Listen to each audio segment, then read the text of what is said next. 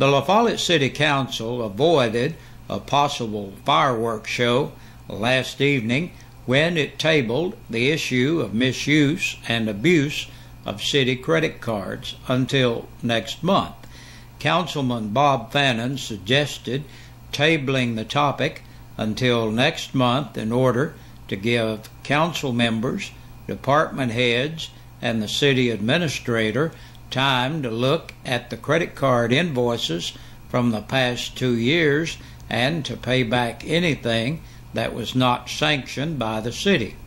I want to clarify for the press's sake that it's not a whole lot of money, but we need to get this cleaned up because of bad image, Fannin said.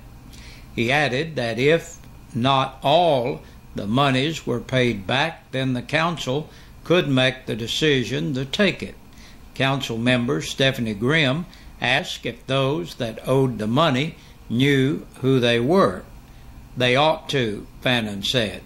Council members asked City Attorney Reed Troutman his opinion on the issue, and Troutman said he thought the first step would be for the city to establish a detailed policy on what was acceptable for city credit card usage.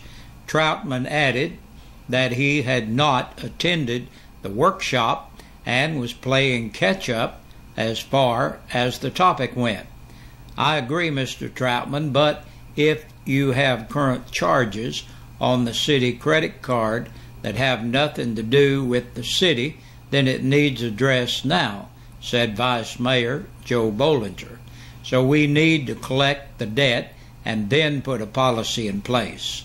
Grimm asked Fannin, who made a motion that the issue be tabled, and if the credit debts were not paid by the next meeting, then the council would take it. We don't want this to grow into something bigger, Fannin said. If credit cards are used correctly, there's no problem with it. The only two people got city credit cards is Terry and the city administrator, and we're saying these two people are not using them right, asked Councilman Hansford Hatmaker. No, I'm saying credit cards have been abused in the past, Mr. Hatmaker, Mayor Mike Stanfield replied coolly. City credit card expenses were unanimously tabled until next month. Stanfield originally brought the issue up shortly before last workshop's close when he handed out a report to council members listing purchases made on the city's credit card. He also showed them a clipping from a November 2012 issue of the La Follette Press showing a picture of former interim city administrator Cade Sexton and Hatmaker receiving an award while on a trip to Gatlinburg in 2012. A copy of the report revealed handwritten notes making certain items as money spent by Sexton and Hatmaker while attending a coal mining conference on October 28th and 29th of last year. During that workshop, Fannin asked if the visit was authorized by the city. If Cade signed it, then he authorized it.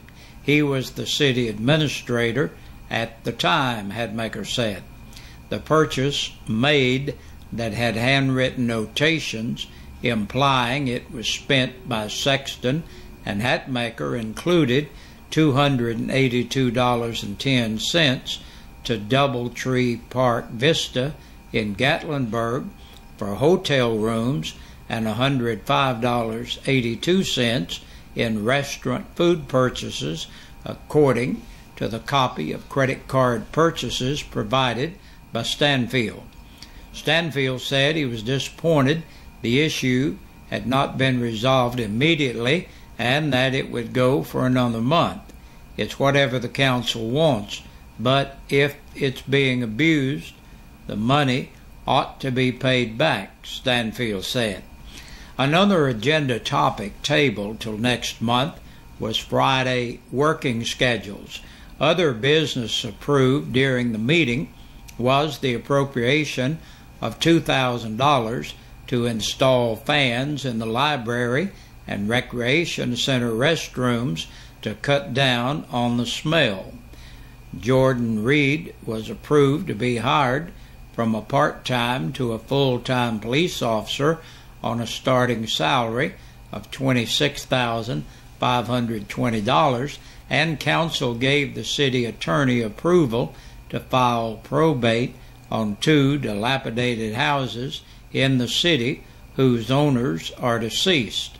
The fire department received approval to begin the bid process on extrication equipment as well. Fire Chief Gary Bird also spoke to the council about approving new standard operating standards to include the first responder to the job description. Fannin asked that Bird write up the new standard operating procedures and bring to the council to read at the next workshop. One Jacksboro woman is arrested for theft, and another Jacksboro woman is arrested for DUI. A Jacksboro woman was arrested on outstanding theft warrants after Anderson County deputies located her at the Blue Haven Motel in Lake City, according to the Campbell County Sheriff's Department. Rachel Diane Abbott, 31, was arrested on January the 6th and held by Anderson County deputies until Campbell County deputies picked her up and transported her to the county jail. Abbott was charged on warrants for theft of property between $1,000 and $9,999, theft of property under $500, and pawning or conveying rental property. And on January 1st, a Jacksboro woman, 28-year-old Taryn Martha Wilder, was observed by a sheriff's deputy traveling east in the westbound lane on West Chestnut Street. Deputy Franklin Ayers saw Wilder cross both lanes of travel and drive the wrong way in the westbound lane. After making contact with Wilder, the deputy observed she had a strong odor of alcohol and glassy, bloodshot eyes. According to the arrest report, Ayers administered standard field sobriety tests before arresting Wilder and transporting her to the county jail. And Campbell County schools are going to be open tomorrow after an extended Christmas break. Schools in Campbell County will be starting 2 hours late tomorrow, but they will be open. And that's a look at the news. We'll return in a moment with the press release from the Campbell County Sheriff's Department. 11 people were booked into the Campbell County Jail in the past 24 hours. Danny Wayne Attrican, 57, of Morristown, was picked up on a hold for Hamlin County. 43-year-old Gary Wayne Bunch of Walden Ridge Lane in Caryville for violation of community corrections. Pamela Sue Carroll, 28, of East Chapman Road, La Follette, on a capious bench warrant. 56-year-old Abraham Joseph Daly of Miles Lane in La Follette for domestic assault. Monica Sherry DeWitt, age 30, listed as homeless for violation of probation. 36-year-old Anna Michelle Murray of Myers Street in Jacksboro for domestic violence by assault and vandalism. Johnny Patton Silcox, 49, of East Elm Street, La Follette, for violation of probation. 24-year-old Jonathan Antonio Taylor of Taylor Lane in Pioneer for violation of probation. Rhonda E. Thompson, age 40, of Cherry Lane in Jacksboro, for domestic assault, and resisting arrest. 47-year-old Randy Lee Williams of Cox Lane and Caravel for violation of probation. And last today, Willis York, 55, of Ellison Road, La Follette, for possession of a Schedule 4 controlled substance.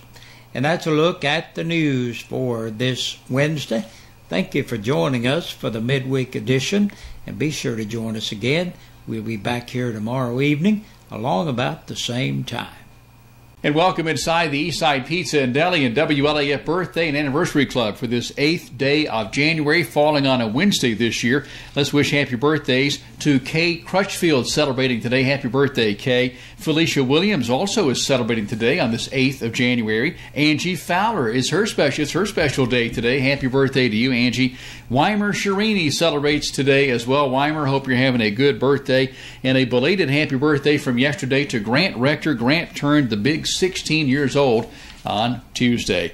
And our dinner winner from last week is Lindsey Boland. Lindsey wins dinner for two from Eastside Pizza and Deli and your friends here at WLAF, and we'll be announcing a dinner winner on Friday for birthdays right here on WLAF. Big Josh will be back and have those for you on Friday. No anniversaries to mention today on this 8th of January, but we do wish Doyle and Doris Lumpkins a happy anniversary. They are last week's dinner winners from WLAF. That's the Eastside Pizza and Deli Birthday and Anniversary Club. Stay connected. WLAF TV 12 News at 5:30 continues right here.